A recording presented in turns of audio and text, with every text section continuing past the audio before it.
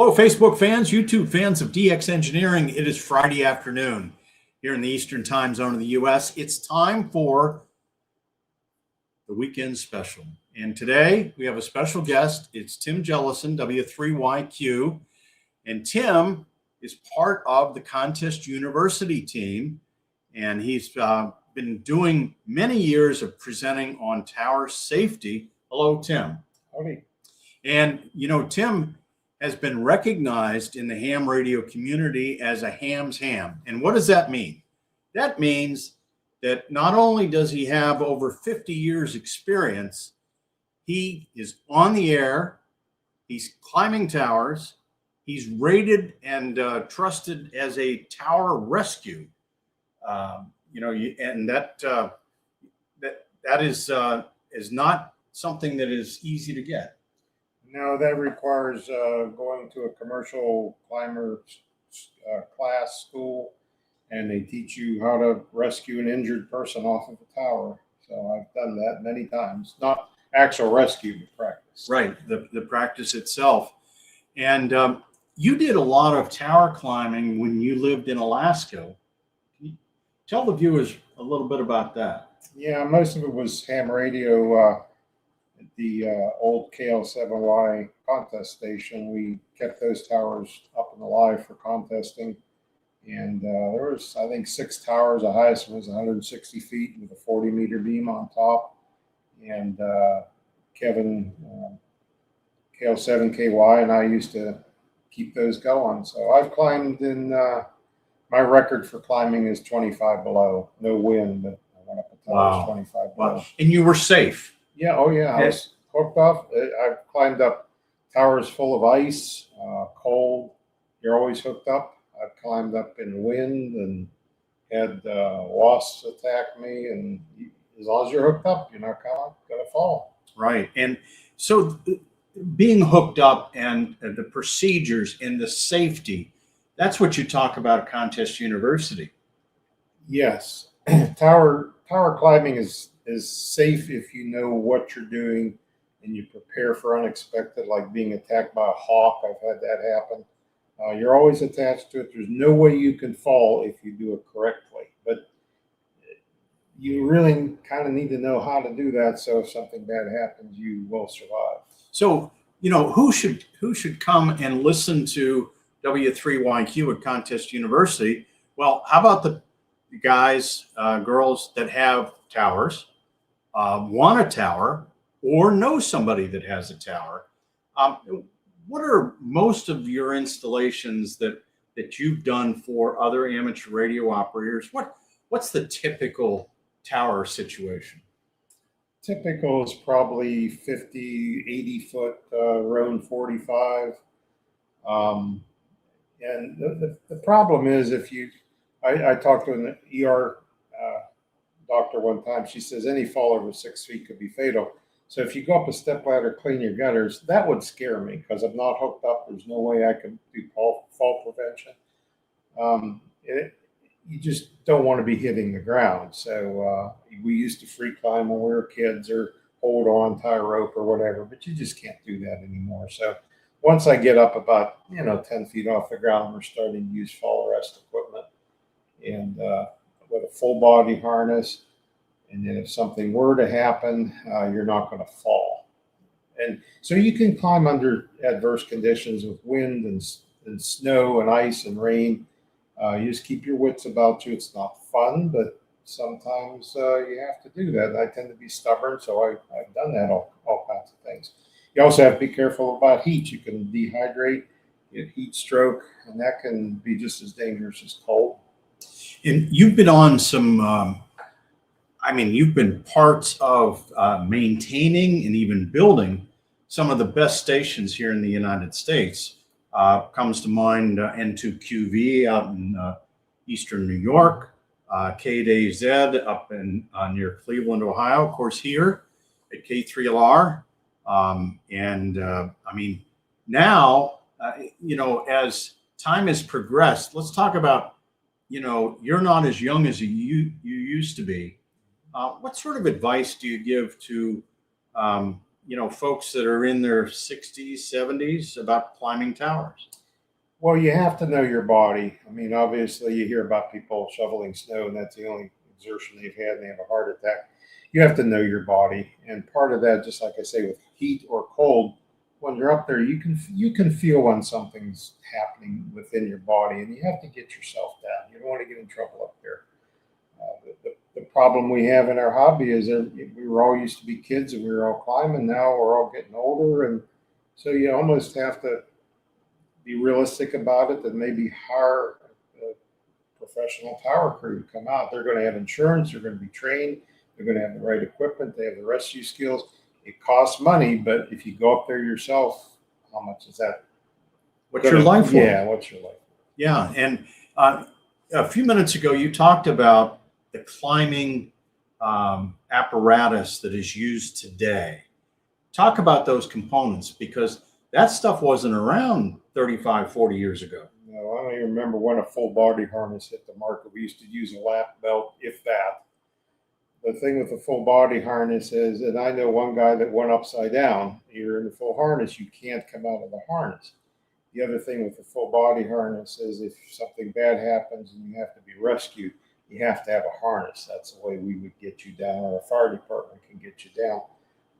And we've talked about this over the years. Unfortunately, we've all known people who lost their lives on ham radio towers. It's a problem. You want to be loud, you need a tower, and we've lost some guys. That's why we started doing the Contest University training. So really anybody that's going to do any climbing, it would be nice. At least you're not going to be certified rescuer after the Contest University, but at least I can give you a lot of helpful hints. And they can ask you questions. Yes.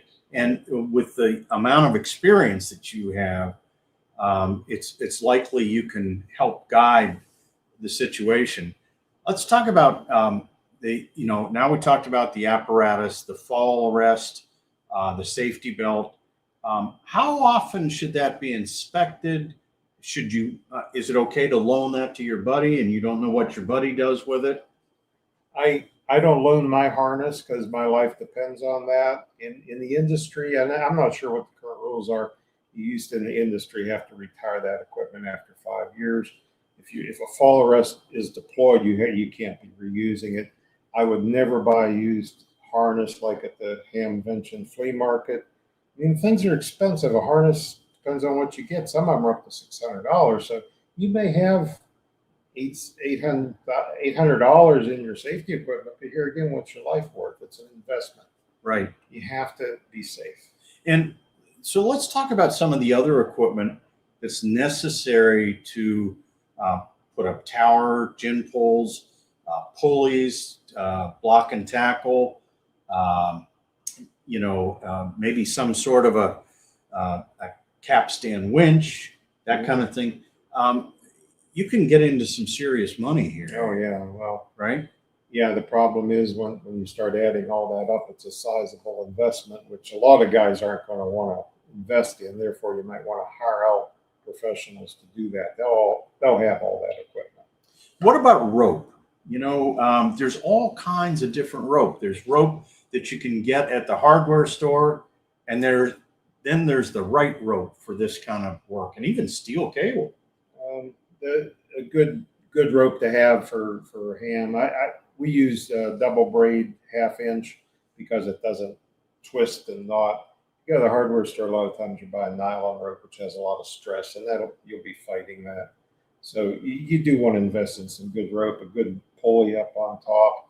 The other thing that's really key is that everybody at the site should be wearing a hard hat. And I keep telling people, it's like, you can go to Home Depot and buy a hard hat for $15. Wear the doggone thing. Right. Because if you get hit by a wrench or something and you go into a nursing home, that's just stupid. Yeah. No, it's very preventable. And the guys that we have watched, and it's very sad, that have died due to accidents.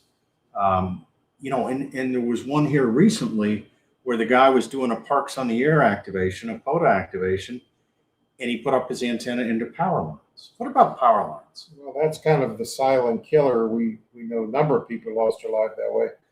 The power lines are 7,200 volts, and they're not insulated. And if anything, dipole or a vertical or anything hits into that, we've lost a lot of people that way.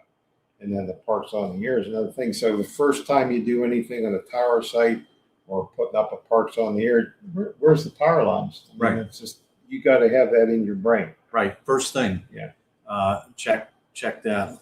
Let's see who we have here in the chat room, and let's see.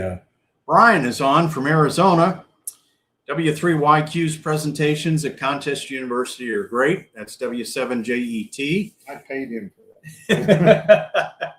And of course, Brian is also a pilot for Alaska Air. Oh, well, So? bless your soul. I'm a gold member. Used to be. There you go. And we also have on Kilo Hotel 2 X-Ray. And let's see. Currently waiting for FedEx to hopefully drop off my DX Engineering order. Well, it's always great when a box shows up from DX Engineering. And even though I work for DX Engineering, sometimes a box comes to K3LR. So that's really good.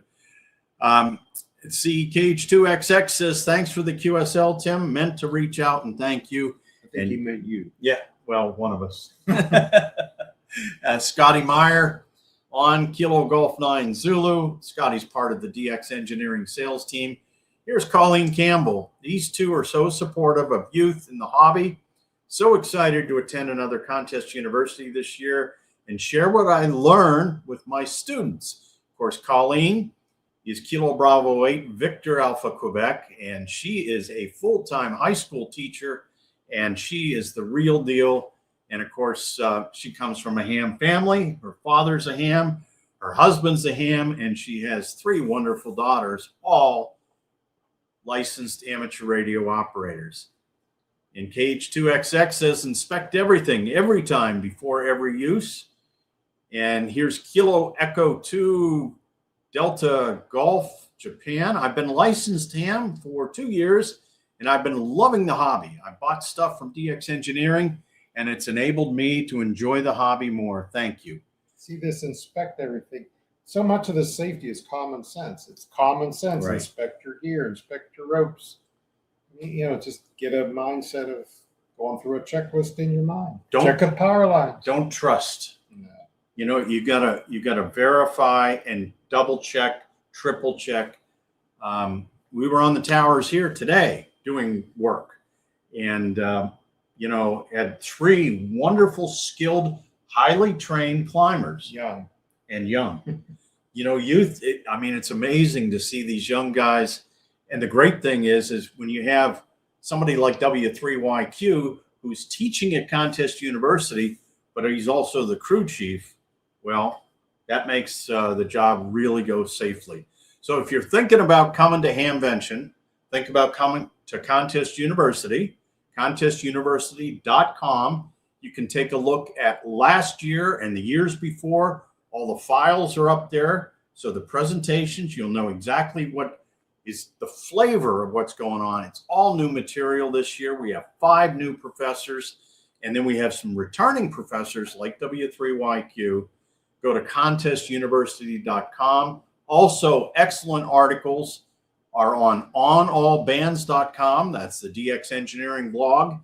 And if you go to YouTube and search W3YQ, Tim did a multi-part series on antenna and tower safety and installation that you don't want to miss.